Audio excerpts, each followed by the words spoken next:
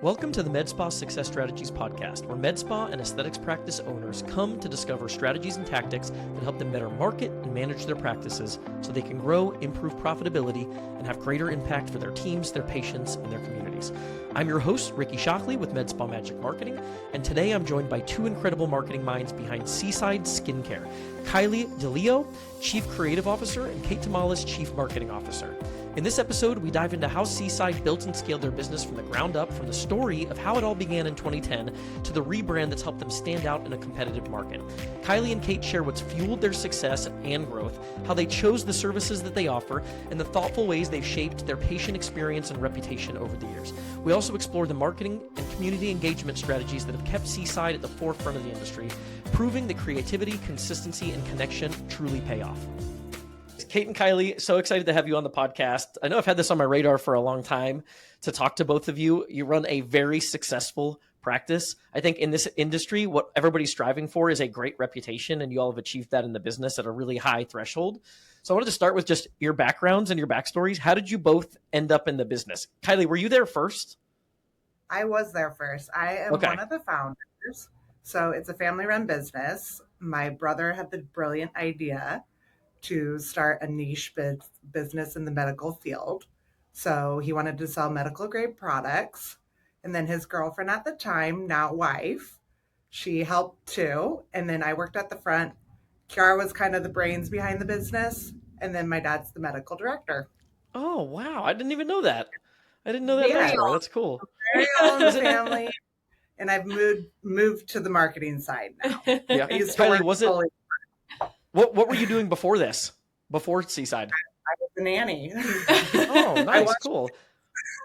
Yeah. And has the business been called Seaside from the origin? We'll get to this conversation in a second. Yep. What was that the original name? The original name, and we've stuck by it. Yep. Awesome. We kind of shortened it to Seaside, but with the SEO and stuff, we've had to keep the skincare portion of it. Yeah. Yeah. And then Kate, how did you become part of the business? Yeah, so I've got a long time marketing background. I've kind of done marketing in all different fields. My very first position was in a luxury children's like hair care, skincare line. I also worked at Grubhub for a period of time, so like food services in their marketing department, not in actual food services. I worked for a nonprofit in marketing, but I've always really loved the aesthetics industry. And one of my very close girlfriends at the time was a medical esthetician here. And she kept saying, like, Seaside would really benefit from some of the knowledge that you have. So I came in, met with them, kind of pleaded my case. There wasn't really a role for me at the time. And I weaseled my way in there, kind of. We needed her. No job. Yeah. We needed her. I weaseled my way in there, and now I've been here for 7 years, which is crazy, but wonderful. We love her. So going back to the origins, Kiley, how many people, like day one when you all opened the business, 15 years ago? Was it 15 years ago? Yep, it was 15 years ago. We just celebrated. How many people day one? Day one, it was me, my brother, Kiara, and then my dad. So four of us. So how many people now? We're 15 years later. 20 or 21. Yeah. Wow. And Kate, what was it when you started? Do you remember size-wise? 15, maybe less. Yeah. She was like in the in-betweener. Yeah. Yeah. Because we had a couple of 3 nurses at the time, maybe. Yeah. And now we have 6. Yeah, that's awesome. Cool. No, it's changed and transformed a ton in the time that I've been here. Right after I joined, we moved locations to the location that we're in now, which is very sizable. And we filled the space. Yeah. So one of the things that's come up a ton on the podcast is the best way to start a med spa, and I believe this to be true, is to start small and grow as demand dictates. Would you say that that's the way that you all grew this business? Like you started with a small team in a small office, and as you grew and had more patients, you added providers, and then eventually, Kate, you joined, you're getting a bigger space, but you're not really at any point along this process, you just didn't necessarily take a huge jump or a huge leap of faith. You were kind of growing out of necessity. Would that be an accurate description? Very accurate. We started with one esthetician, and then from there we went to a nurse, and then kept building. So then we had to go from space 1 to space 2. Then we got some more nurses, and then from space 2 to space 3, which we're pretty big now in this space, so we probably won't be moving anytime soon. Yeah, that's awesome though. That's like the thing that's come on the podcast over and over again, is the idea that that's really the best way to grow. I think you see a lot of people, especially when they're just starting off, they've got grandiose visions and they get a big space and a bunch of team members, and it creates massive stress, just probably not just financially, but emotionally too. And this is a business that I think everybody thinks that the profit margins are huge. They're not generally huge in terms of percentages, and everything's got to be pretty dialed in to run an efficient, profitable business. And starting off without a clear plan and a big space, I think we've just seen that story play out over and over again, the amount of stress that produces, because it's hard to achieve profitability when you're starting from scratch and you have a ton of expenses. Definitely. We've seen that a ton in our area too, where med spas have come and they've gone just because they can't support it. They don't have the clientele to support that kind of business yet. Yeah. They start with a ton of services as well, where that's quite overwhelming. Yeah. Did you all start with a smaller list of services, and that's kind of just slowly expanded over time strategically? Yes. Like we just did with the nurses, it was just Botox, and then finally we started creeping lasers in there, and then just kept building and building with the industry. I told you I'm going to go totally off the rails with the question, so I already have 3 follow-ups. Let's go. Another thing that's come up a bunch is when you're adding services, and this is probably fresh in my mind because I just talked to Gina Graziano on the podcast about this. When you're adding services, how do you all decide what makes the most sense for your practice? Are you doing it based on like client demand, any sort of research? How do you get a pulse on what the right thing to add is versus what you say no to? Because obviously there are a ton of options, especially when you get into like lasers and devices. How do you make those decisions?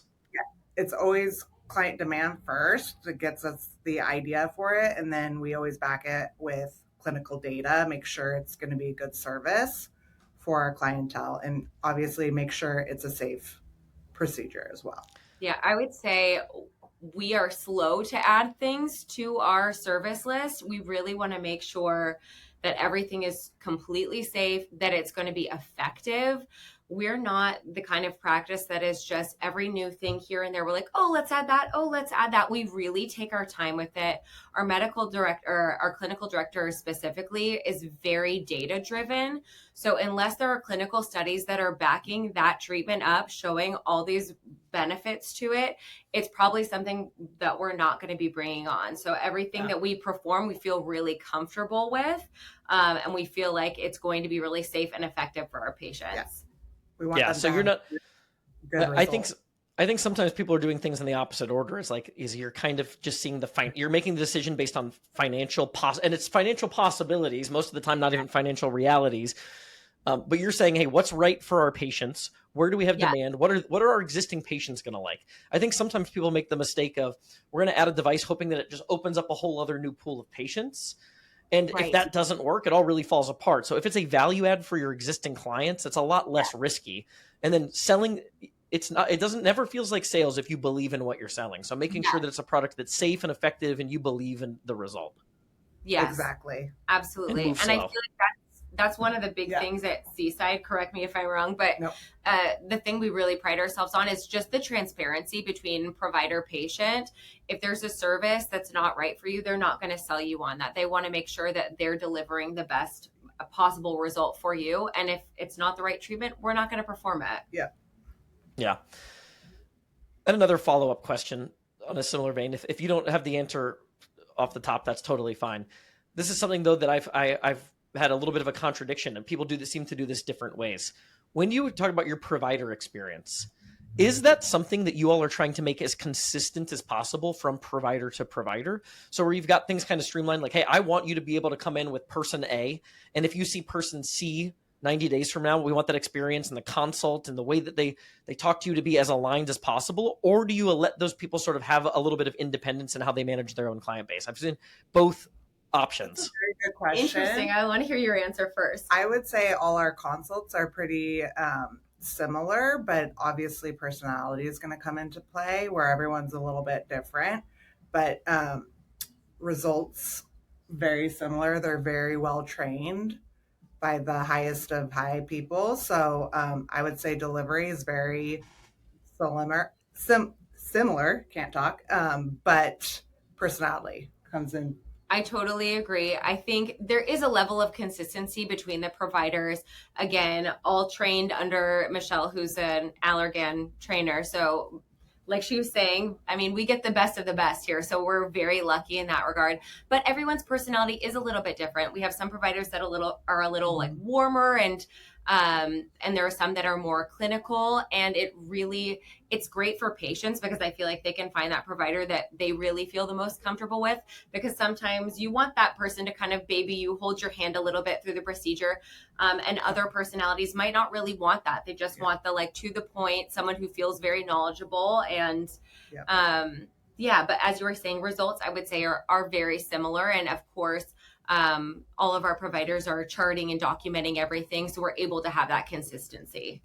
So sort of like the training is consistent, the consult has some consistency. We're trying to make sure we're aligned on consistent result.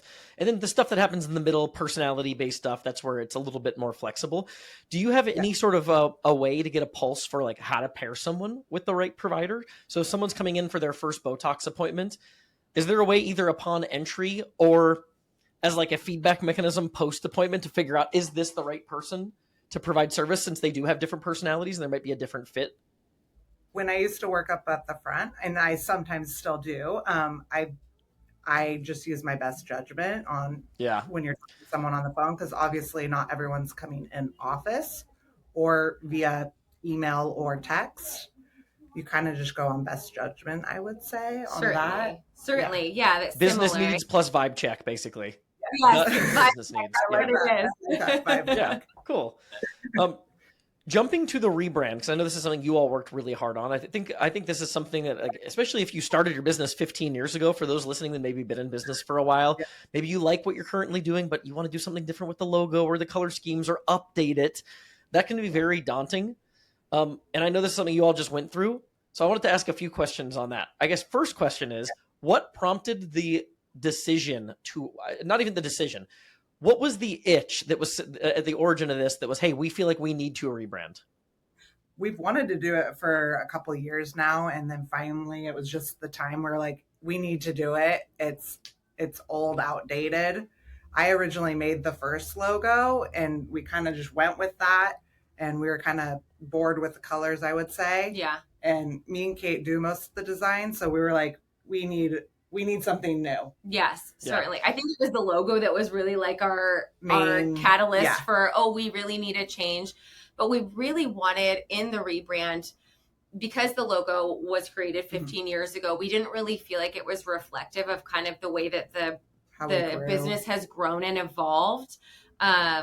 Because a lot of what we feel like makes us very special is kind of like the, it's like a family feel. And we felt like maybe the old logo didn't really convey that super well. Yeah. So we were really excited for the change. So basically, hey, we created this thing a long time ago. We kind of had just little different iterations. If we were starting from scratch, that probably is not what we would do.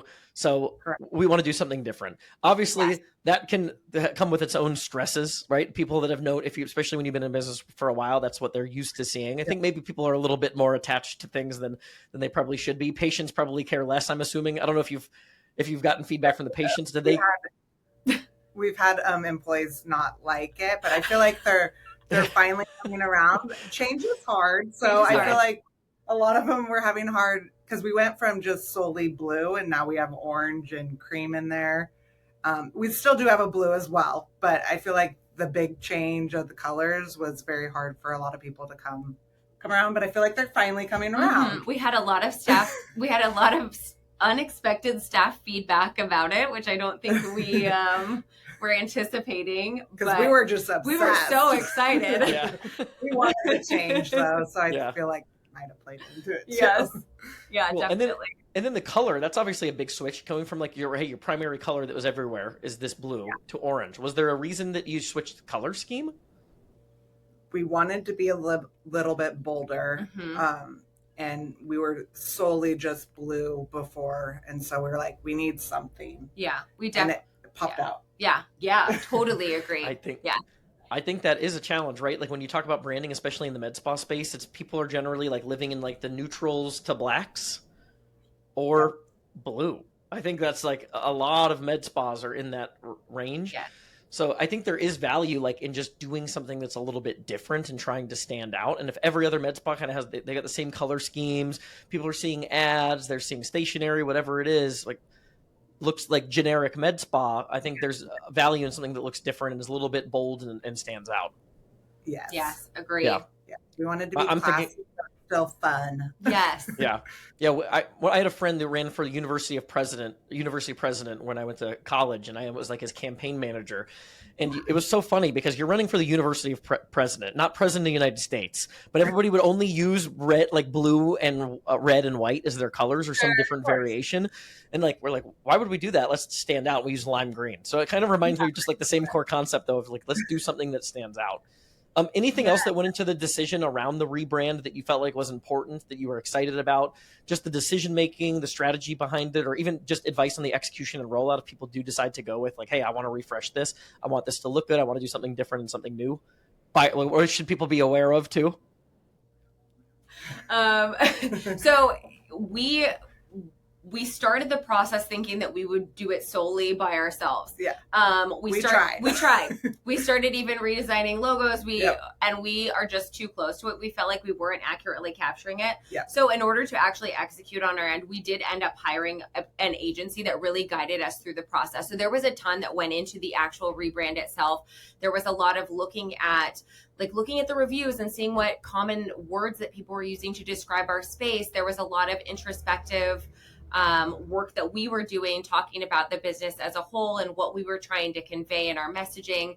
And so it was a really comprehensive process for us in terms of like putting all of that information together and evaluating where we were in the marketplace and where we wanted to be in the marketplace. And so it was a longer process too. I mean, it took several months compiling all that information, going back on different iterations of what we wanted to communicate. Yeah. And the company did great. We would go back and forth. We'd tell them our edits, and I feel like they nailed it. Yeah. Shout out to Bald. That's who it was that did our rebrand. They did a beautiful job with it. And we loved their team, and they made it really easy for us. Yes. We felt like they really understood who we were and what we were trying to convey. And now we feel like we've got this brand that we can be really proud of. Yes. Anything that was unexpected other than like the team pushback? Have you run into any issues with patients being like confused or any sort of snags there? I have actually not heard of any pushback from the patients. I've heard nothing but positive from the patients. They love it. Yeah. Nice. That's the most important thing. Yes, absolutely. Hey there, wanted to briefly interrupt the episode to make a quick ask. If you're a podcast listener, it would mean the world to us if you leave a review for the podcast, whether that's on iTunes or Spotify. It's something I hadn't really remembered or thought of asking for, but it does help us show up more frequently so that we can reach more people with the information that we're providing. So it would mean the world to us if you'd leave a review on iTunes or Spotify, if you're listening on audio. If you're watching on YouTube, make sure to hit the subscribe button so you're in the loop for future videos and you don't miss any of the content that we're putting out. Cool. Well, speaking of patients, we talked a little bit at the intro about like the reputation of the practice. I think this is a space where we always talk about being A- isn't good enough. I think you hear a lot of people say like, hey, we do a good job. Our clients like us. Our providers are nice.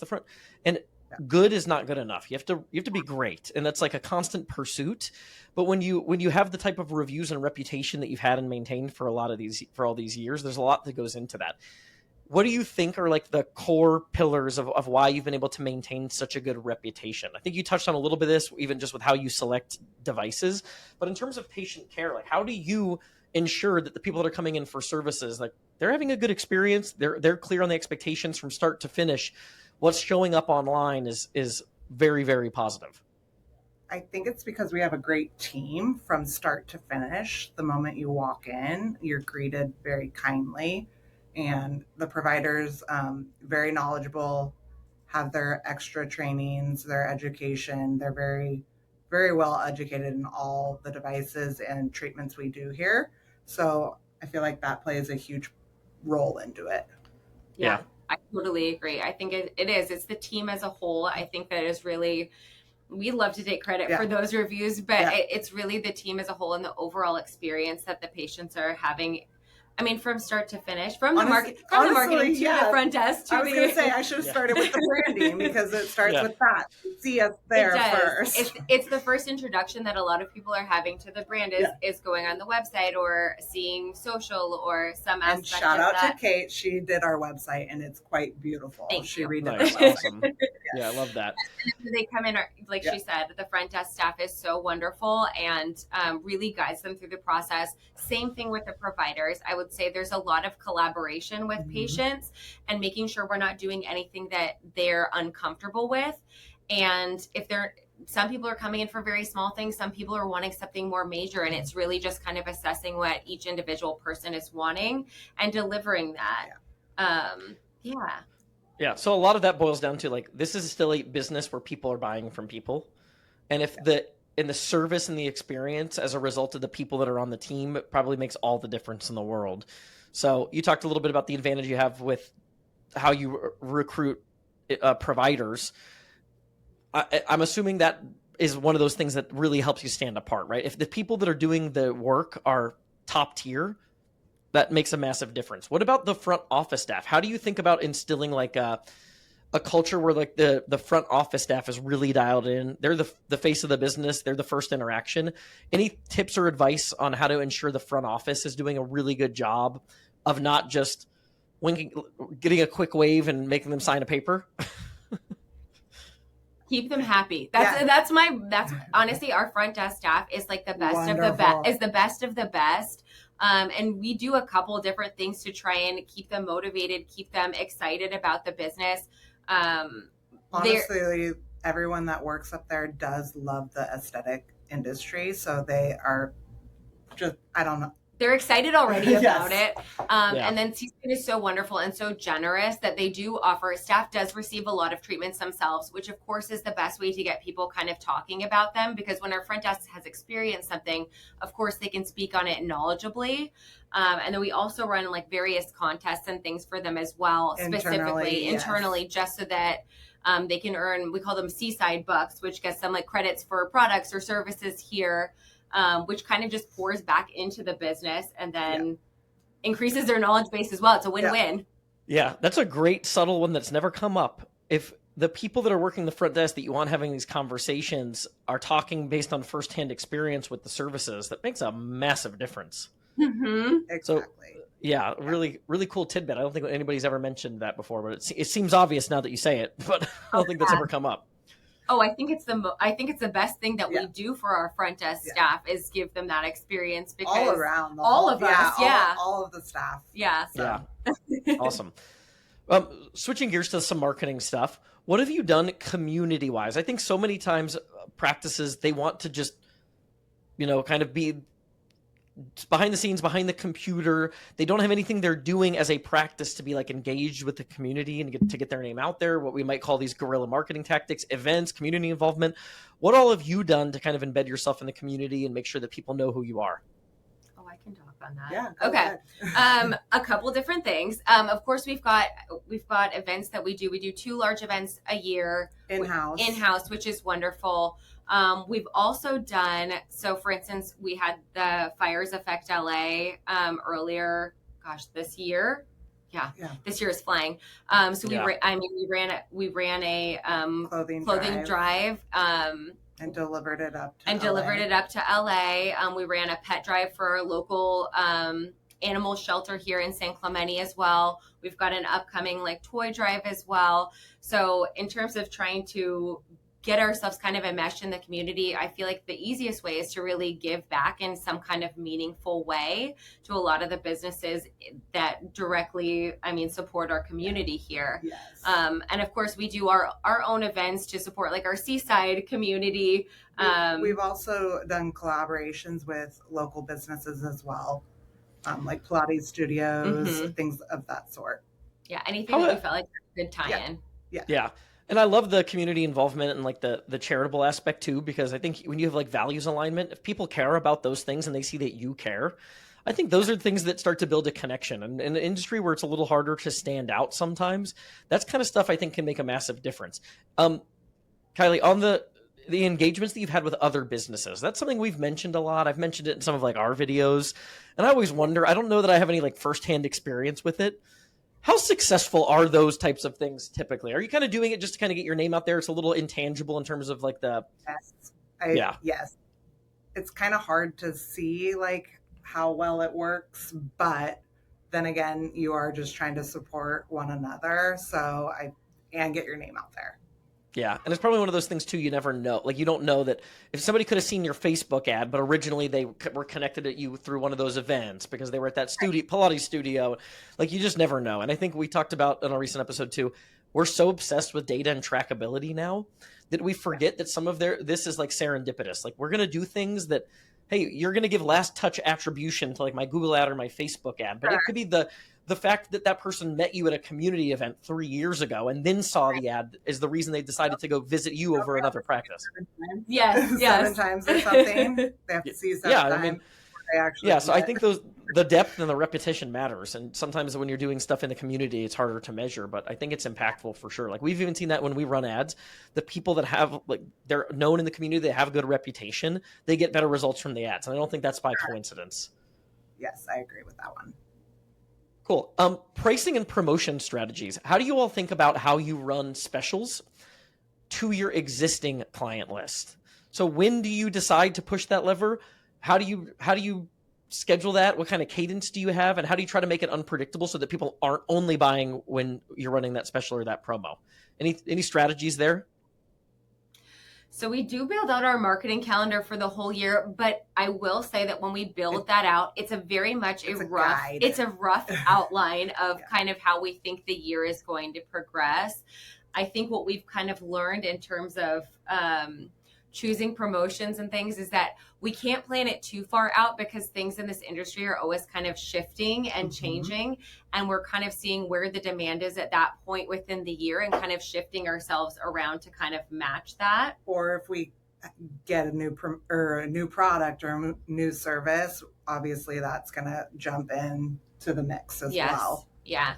So I think it's a lot of like intuitive and shifting things around. Of course, there are things in place, like we're hyper aware of like the cost of goods and our provider time and all of those things that factor into how we decide to price things. Yes. But in terms of like the seasonality of it, we have a rough idea just based on how previous years have kind of gone. But you're right, you don't want to be too like predictable because then that's number one, boring. And number two, then patients are waiting because they're like, oh, I know this month you're going to run this. Yeah. And we don't want to prevent anybody from purchasing when they're ready to purchase. Yeah. And I'm even thinking, I've seen people do it even worse where like the promotion is for the same service and they just have the same thing every month. I'm like, well, now they're only going to buy that. Like, at least if you're doing it, like they can expect every November they do this crazy deal on like Botox or just, at least you know, you're like, you got the other 11 months out of the year to have the business be more regular. And I love that. We also just started, I think, a year ago, our membership program. Mm-hmm. So that kind of locks them in and they get discounts on everything rather than what's happening that month. Yeah, so those patients that are super loyal to us, they don't necessarily have to wait for that promo to run. As a member, you do get exclusive discounts all year long. Love that. So I like that you're starting off with a plan though. Like you're not just the entire plan isn't just to wing it last minute. You've got a base plan and then you can adjust. Like you can adjust. You've got a plan. So I've got a default. I've got a fallback. Yeah. If I don't make it, if I don't change my mind, there's still something there planned. And we reserve the right to change our mind and adjust, but at least we're like thinking about this ahead of time. I think a lot of people in this space, from our experience at least, it's like they don't decide what special they want to run until like 24 hours before they want to run it, sometimes the morning of. So I like the idea of having a plan ahead of time and then adjusting as things get closer to like the deadlines and being a little more strategic with it. The membership, I know we weren't planning to talk about this, but that's something that's come up a lot on the show is memberships. We've talked to people that make membership like a cornerstone of their practice where like basically the only patients that are there are members. And on the other side, we've had people that don't do it at all, or they've tried and it's like, well, 1 out of 1,000 people that have ever been into the med spa are members. And it's just kind of a value add for the people that are. How have you all gone about executing the launch of the membership program and trying to make that successful? Because I know that is a challenge. Well, we've already tried one different membership and then we finally nailed it down. And I feel like the one we have going on right now is very successful. But we had to do trial and error too And I would say our whole database is not a member. Mm-hmm. It's like we have a healthy balance, I would say. Yeah, I agree. But adjust if so if you're starting with one option of membership and it's not, if you don't mind me asking, what was the first option that you tried that you feel like was less successful? It was a Botox membership only. Mm-hmm. And our new membership is a Seaside membership where you get discounts on everything across the board. Yeah. So the first membership was, specifically Botox Dysport. So that was the only service that it was for, and it was for a certain number of units per month. We ran into a lot of issues with that. And so, we made it more generic. Mm-hmm. So now it's a credit that they can use towards any service at the office, but there are discounts associated with being a member. Yeah. So now it's like a bank your bucks kind of thing. Plus you get the discounts, right? Exactly. And I think that's been what we've seen be like the kind of the most successful path. And I think we're all still getting like a little bit screwed by just the fact that there's like this overwhelm of subscriptions. Because if you think about a membership to a med spa, if you're going to come there, the math, it makes total sense. Mm-hmm. Like it's mindless. You're saving money. You're just putting it in there like on a cadence. It's kind of like you're budgeting for it for yourself, like with the old like envelope system, and the cash is there and it's ready to go and you're getting a discount. I think the only thing that hinders these from being more successful is like the overwhelm with subscriptions. You see like the TV commercials. I don't know if it's like Rocket Money or there's these apps where it'll show you all your, because people are just scared. They have all these subscriptions that they have to think about. If at any time that reverses, these membership programs will be off to the races. Do you all do anything with loyalty programs in addition to membership? So is there like any sort of like alley points or like you use any of that in the practice? We don't do that, but we do exclusive membership events, which is a nice perk. Oh, do you mean like Ally and Aspire points in combination? We do. I mean, they can use those. Of course. So even non-members are just doing like those types of rewards programs. They've got that option as well. Yeah, they've got that. There's a lot of rewards going on. You can double dip with those. Yes, with any special week. Oh, interesting. Okay. So you can, so you're doing the Ally rewards plus the. Yeah, we'll run a promotion and we'll allow them to use those points as well. I mean, they've earned them, so they're entitled to them. Yeah, they're their points. Makes sense. This episode is brought to you by Med Spa Magic Marketing, my agency. We help med spas and aesthetics practices grow with more effective marketing strategies. And I know that's a vague phrase, right? That's a vague claim. So I have an offer for you. I offer this to any new prospects. If you're interested in exploring another marketing option, a new agency, or just getting into Facebook, Instagram, Google Ads for the first time, I'd love to show you why we're different, what we're doing for clients. And we can do that via a 1.5 hour planning session where I'll outline a specific marketing plan and I'll give you all of the blueprints that we would implement if we were to do business together. Now you can take that, use that on your own, hire someone else to help you execute it, or work with us. We really don't hold anything back on that strategy call. And I think you'll have a lot of confidence in how you manage your marketing investment moving forward, understanding some of the nuances that can help you implement more effective marketing strategies for your business. So if you want to do that, you can go to medspamagicmarketing.com. Kate, you mentioned being pretty dialed into like the numbers and where you have to push the lever when maybe something's slow and you're trying to pick up a certain service a certain time of year. Talking about just profitability, numbers, financials, that's obviously a complicated part of the business. It is. What from your standpoint goes into like, hey, how are we thinking about provider time, profitability, just how we manage the overall financial picture of the business and how that ties into marketing? Yeah, I mean, specifically, it really comes into play for us. I feel like when we're creating specials, when we're doing promotions, is we really have to have that overall view of like what actually is this costing our business? How can we discount this so that it still makes sense for the patient and for us? So we do have a great amount of visibility on that, which is wonderful. We also keep really close track of our numbers and where they are at all times. We've got a weekly meeting where Kiley and myself are both on it, where we kind of assess in every category where we are and what is kind of needed to get us to our goals in each of those areas. And then we can kind of play off of that and decide like what levers we kind of need to pull in order to get us closer to that spot. So yeah, it is. I mean, we evaluate things like the cost of goods. We know what our provider cost is. There's also a good amount of like market research. What are other people in this area charging for that service? Because that also needs to fall in line as well. So yeah, it's all of those things that we have to kind of account for when we're creating any kind of promotion, special, even just basic baseline pricing. That's what I was going to ask for baseline pricing. Mm-hmm. So obviously you've got a few different thought processes on this, and I've got probably what I think is maybe like an overly simplified thought process on pricing. I've heard people say that, hey, do you want to be the luxury med spa, the high-end med spa that has the premium price points? Do you want to be like the budget med spa? And I think some med spas do decide to go in one of those two extreme directions. But it seems to me, at least observationally, most people are trying to fall in the somewhere in between, and they're trying to figure out, how do we optimize for service quality and patient experience and charge reasonable price points? Mm-hmm. How do you all think about pricing strategy? Are you going on one end of the spectrum or the other? Or are you just trying to maintain like competitive, reasonable price points and a great reputation? Yes. Yes. Yes. So the hybrid, yeah. We know we're not the cheapest med spa out there. We're never going to be. And that's for a reason. Yeah, we don't want to be.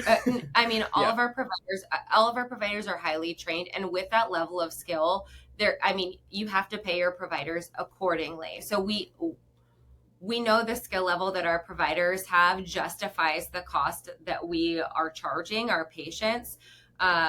If anything, in the scale of like high end, low end, I would say we're more towards the high. I mean, we have a great team here. Like I said earlier, our clinical director she's an Allergan trainer. So she's going into other practices, showing them how to get trained. Our staff is lucky enough. We just get that from her every day. So we know the skill level justifies the cost. So we're never going to be kind of like your discount med spa, but we also aren't egregious either. I feel like the prices that we charge are very fair. We do try and stay cognizant of what others around us are charging as well. Mm-hmm. But yeah, again, we're never going to be the lowest of the low, because the results that you're getting when you go to the lowest of the low are not the results you're going to get when you come to Seaside. Yeah. Well, I love that you said that, though, because you're explaining a justification for where your pricing is. I think some people think they're just going to get the best of both worlds. And in most of these things, there's a trade-off that you make. If you want to be a budget med spa on the lowest, that probably means you're going to be able to afford providers with less experience that are not necessarily as top tier. Like and you've got the goods to back the price point that you're putting out there. Like there's a justification for it. You're not just saying arbitrarily, well, we want to be toward the high end just because we feel like it. We're going to be toward the high end because this is our business model and we pay our providers well. We're getting some of the best people in the business, and to attract and retain that talent, this is what clients are going to have to pay to make the business work to get that type of service. And so there's like a justification there. We're not just pulling a number out of thin air and saying we wish we could charge premium price point. Right. And I'm sure, like Kiley, when you started, and this is the other thing for med spas that are starting off, it's a little harder. You've got 15 years of a track record now and a reputation. You work your way toward that price point for most businesses. It's a little hard to come out with no reputation, and maybe you're just feeling like you got a really good office and some good medical credentials. But without that track record and that reputation, it's hard to come out of the gates and charge a premium price point. Yes, agreed. Got it. Cool. Anything to add to the pricing conversation that we didn't cover? Gosh, I don't think so. Yeah. In terms of retaining talent, would you say that just having good pay scales and good pay structures are critical to accomplishing that goal? And is that true for front office and providers? Yes, I think that's definitely part of it. Certainly, you have to be competitive in the marketplace. Yes. I think there's other things we do as well to help retain our talent. I mean, all of our providers get really extensive training while they are here, both in office and off-site as well. I mean, we actually have a training going on literally today in office. It's something that they're continuously getting from us. That we're supporting them in that way. I mean, I'm trying to think of other culturally, I know Seaside bucks, treatments, staff treatments, products. We try and take care of our staff like the very best way we possibly can from kind of all angles. Do you think that there's like a direct correlation too between like good people want to work with other good people, and that in and of itself probably lends itself to retention? Yes, I would say everyone in the office is nice. Yeah, like good attitudes, good vibe, good energy, good at their jobs. Like people want to work with people that are competent. Yeah. Yes. For sure, when we hire somebody, I think one of the most important things is making sure that they're a good fit culturally, because a lot of things can be trained. But your attitude cannot. I totally agree with that. Yeah. I know that's a side thing. I don't know how involved you are in that side of the business. What does the hiring process generally look like? Is it like just a single interview and you're bringing people on, or is it a pretty extensive process? We usually try to go by referrals first, just because we love everyone around us. So we try to go that way first. But if we cannot find them that way, we do search for them, but then they do go through multiple interviews. And then we have started doing like a working in office day too, to make sure they like their position as well. So that's something newer we started doing. I love that. Yeah. I read a Dan Martell book. He said, don't work with somebody unless you've worked with somebody. And sometimes that's really hard to replicate, and it can feel a little inconvenient. Like, hey, come work here for a day and then we'll see if this is a good fit. But I do think like, well, how better? Yeah. No better way to see somebody like in action and like what they're going to be made of and how they fit culturally, and to be around them for like a more extended period of time than just the 30. That actually did come up on a previous episode. So I think that's really, really, really good advice. Work with people before you work with people if you can. Yeah, I love that. I've never heard that, but I love it. Yeah. Last question here to wrap. In terms of industry trends, this is obviously an industry, like the category is expanding. It's almost like a gray area. Like, what is a med spa beyond injectables? Hormones, weight loss, cryo, red light, cool sculpt. It's just a lot of different stuff going on. How do you all go about kind of like staying up to date with trends and kind of figuring out what is the next thing, and what is the next thing that's actually going to be sticky versus something that's just a flash in the pan? As I think we said before, we aren't the first to jump at the newest trending, but we do. Our clinical director does like to research.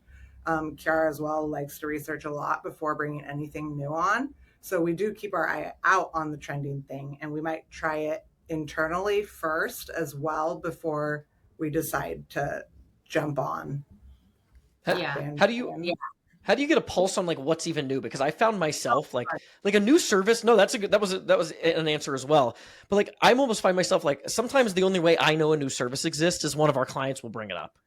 And I'm like, is there any way that you kind of plug into, like, do you look at competitors and like, does it usually just float to the surface? Like if it's popular, it'll end up getting on your radar essentially. That is a great question. I feel like the aesthetics industry is actually like very close knit, and it's a tight group. And I feel like we're very dialed into that, and that's kind of how we hear about things. And to be candid, we're like a fairly sizable practice, and we do get approached very often by different reps from different companies, and we get a kind of an influx of that. So a lot of that comes to us, but certainly like our providers seek it out. They always want to know kind of what's going on in the space. Same thing with our other owner, Kiara, like she mentioned as well. They always kind of have their eye out, their ear out to know what's happening in our space.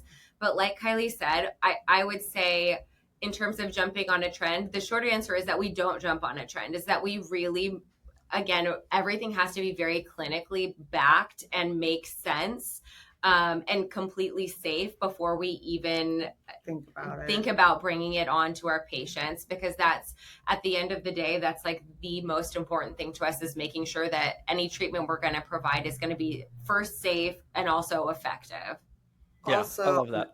Side trainings, I would like all the nurses and estheticians. I feel like once they're talking to other people in the industry as well, that's where a lot of ideas come from as well. I know I said that was the last question, but I have one more if you're up for it. What's more? I just thought of this. I don't get to talk to that many people that are like in-house on the marketing side too. I'm assuming you all are pretty active in the social media management. Yeah, we are. We're not great at it. To be honest, that's the one component I think of our business that we are lacking. Are not as great at. I would say we're good at many of the other components. That's not our favorite thing.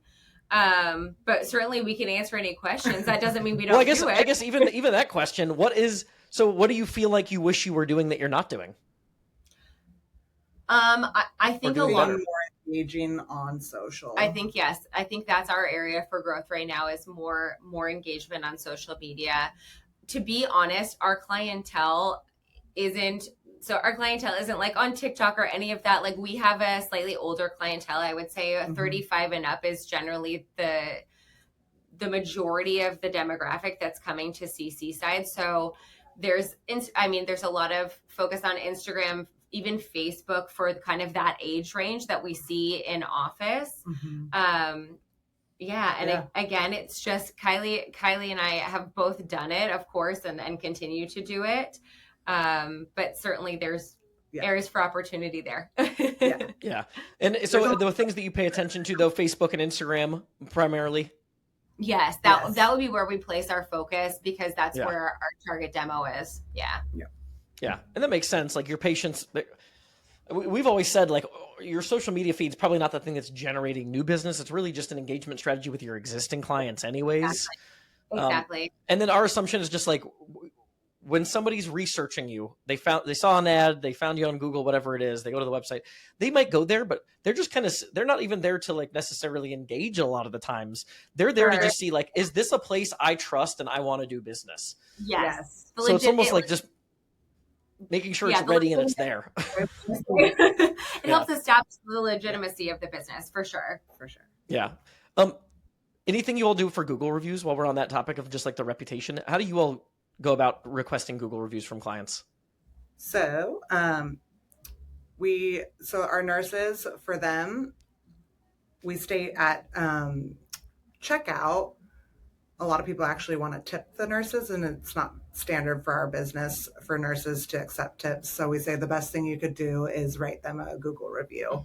I would say, So that's the default request on the way out the door. Yes. It also does go out on our checkout message as well, where we do request that if they had a good experience.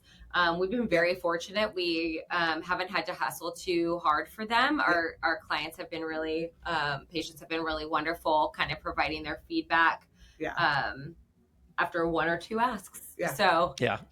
Well, you're doing a good job with it, because five-star rating on Google, over 400 patient reviews as of this recording.